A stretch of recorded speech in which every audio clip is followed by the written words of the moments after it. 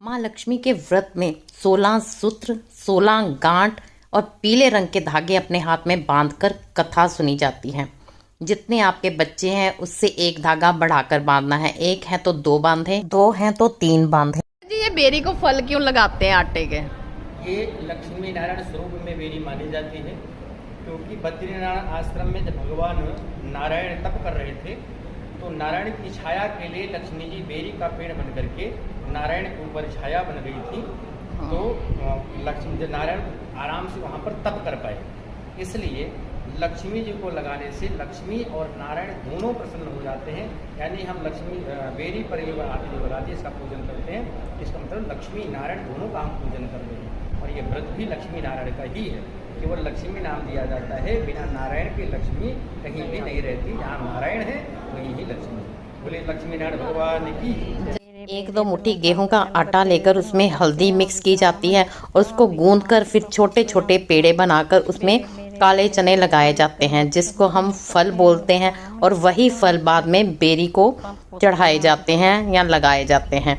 इससे क्या होता है कि हम बेरी को माँ लक्ष्मी का रूप समझकर उससे आशीर्वाद प्राप्त करते हैं कि जैसे आपके बहुत पत्ते हैं जिनकी छाया में आप खुश रहती हैं, फलती फूलती हैं और फल देती हैं, वैसे ही हमारी कुल भी आगे बढ़े। मेरे बच्चे अच्छी जगह पे अच्छे घरों में विवाहित हों, ताकि आने वाली वधू हमारी संस्कृति को, हमारी परंपराओं को और हमारे सनातन धर्म को जीवित रख सके।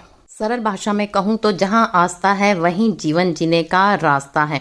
यहाँ हमारे फल लग चुके हैं, अब हम जो जल हमने कथा सुनते वक्त लिया था उसको बेरी पर चढ़ा देंगे। काले चनों की क्या परंपरा है? लौकिक परंपरा है, इसको कोई वैदिक विधान नहीं है। कुछ लोकारीत होती है, क्योंकि आसपास में देश काल और संस्कृति हर जगह पे अलग अलग होती है।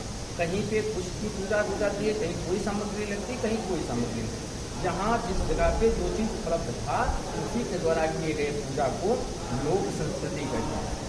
पंजाब में चने लगाते हैं, हम लोग के यहाँ दूध और चने एक साथ यूज करते हैं। तो अलग अलग परंपरा, अलग अलग विधान होता है, इसलिए इसको लोकादेश कहा जाता है। पंडित जी, दुर्वा का क्या महत्व है? दुर्वा सीता जी को आशीर्वाद है, क्योंकि दुर्वा जिस प्रकार से आप इधर की जड़ काट दो, आगे उसकी जड़ निकलती निकलती चली जाती है।